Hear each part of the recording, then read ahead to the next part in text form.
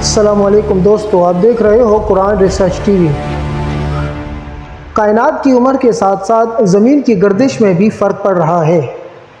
ایک حدیث کے مطابق کائنات کی عمر اور زمین کی گردش کے حوالے سے بیان کی گئی ہے۔ فرمایا گیا ہے کہ وہ زمانہ آئے گا کہ جب زمین کی گردش کے حساب سے ایک سال ایک مہینے کے برابر، اور ایک مہینہ ایک ہفتے کے برابر ہوگا، اور ایک ہفتہ ایک دن کے برابر، جبکہ ایک دن ایک گھنٹے کے برابر ہوگا، اور گھنٹہ ایک شعلے کی طرح گزر جائے گا۔ قرآن اور حدیث کے مطابق زمین کی گردش کا کوئی ذکر نہیں ہے، البتہ چاند اور سورج اپنے معیاریہ وقت کے مطابق یعنی محدودہ راستے پر سفر گامزن کیے ہوئے ہیں۔ 1614 میں گلیلیو نامی سائنسدان نے سب سے پہلے سورج کی گردش کے حوالے سے اپنا نظریہ پیش کیا کہ سورج کے گرد زمین اپنے محور کے گرد اور پھر سورج کے گرد چکر لگاتی ہے۔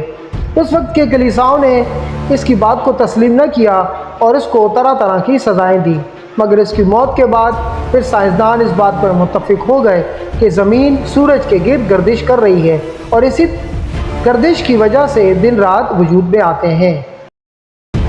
قیامت کی ایک ایسی گھڑی ہوگی جب کائنات میں کوئی چیز بھی باقی نہیں رہے گی، حتیٰ کہ ہماری زمین بھی فنا ہو جائے گی۔ زمین کی گردش اور وقت کے گزرنے کے حوالے سے دو مختلف لوگوں کی دو رائے ہیں۔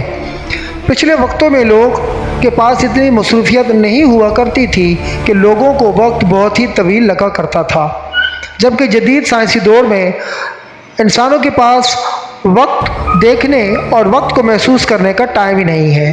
لوگ اس قدر مصروف ہو گئے ہیں کہ انہیں احساس نہیں ہوتا کہ وقت کب شروع ہوا اور کب ختم ہوا، نہ صبح کا پتہ چلتا ہے نہ رات کا۔ ناظرین، ہماری زمین کی گردش یعنی 84 کلومیٹر فی گھنٹہ کی رفتار سے سورج کے گرد اور اپنے محور کے گرد گھوم رہی ہے، اور گزشتہ 50 سالوں میں زمین کی اس رفتار میں 0.36% اضافہ ہوا ہے، یعنی اب اس کی رفتار بڑھ کر 18.36 ہو گئی ہے، یعنی فی سیکنڈ میں 0.36 کا اضافہ نوٹ کیا گیا ہے۔ اور یہی وجہ ہے کہ جس کی رفتار یعنی زمین کی رفتار محسوس نہیں ہو رہی، وقت کا پتہ نہیں چل رہا اور وقت تیزی سے گزر رہا ہے۔ نبی کریم صلی اللہ علیہ وسلم کی حدیث یہاں پر سچ ثابت ہوتی ہے کہ جو وقت ہے وہ اپنے محور کے لحاظ سے بڑی تیزی سے پاس ہو رہا ہے۔ لوگوں کو احساس نہیں ہو رہا کہ وقت کس طرح سے کٹا اور کس طرح سے نہیں، کب صبح ہوئی اور کب شام ہوئی۔ ایک وجہ مصروفیات بھی ہے کہ لوگ اپنے کاموں میں اس قدر محو ہو گئے ہیں کہ انہیں احساس تک نہیں ہوتا کہ وقت کیا ہوا ہے۔ سائنسدانوں کی دو مختلف رائے ہیں۔ سائنسدانوں کے نظریات کے مطابق کائنات مسلسل پھیل رہی ہے، جبکہ کچھ سائنسدان کائنات کے سکڑنے کے دعوے بھی کرتے ہیں۔ ان دونوں نظریات کے بیچ میں اگر ہم قرآن اور حضور کرم صلی اللہ علیہ وآلہ وسلم کی احادیث کا مطالعہ کریں تو ہمیں اس بات کا پتہ چلتا ہے کہ ہونا وہی ہے کہ جو اللہ اور رسول کے رسول نے ارشاد فرمایا ہے۔ قیامت کے حوالے سے مختلف کتب اور مختلف احادیث موجود ہیں۔ قیامت کب قائم ہوگی اس کا علم صرف اللہ تعالیٰ کی ذات کو ہے۔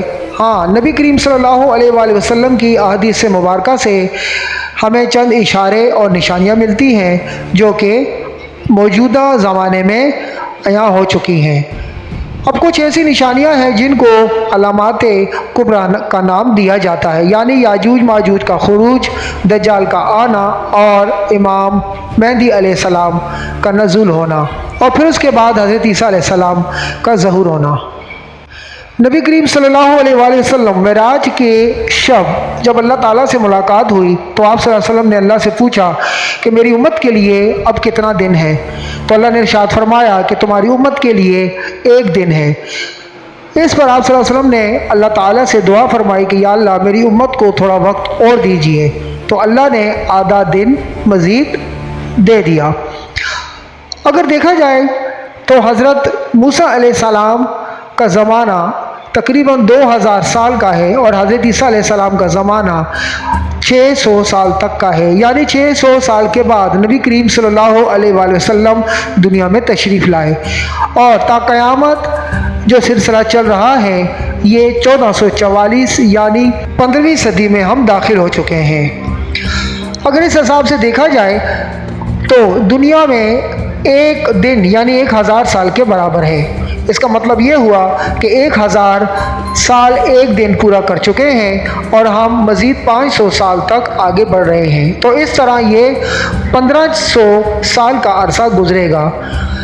تو اس لحاظ سے اگر ہم دیکھیں تو 1500 سال یعنی 1.5 دن گزرنے میں 56 سال باقی ہیں، یعنی قیامت کے نزول میں 56 سال کا عرصہ مزید ہے۔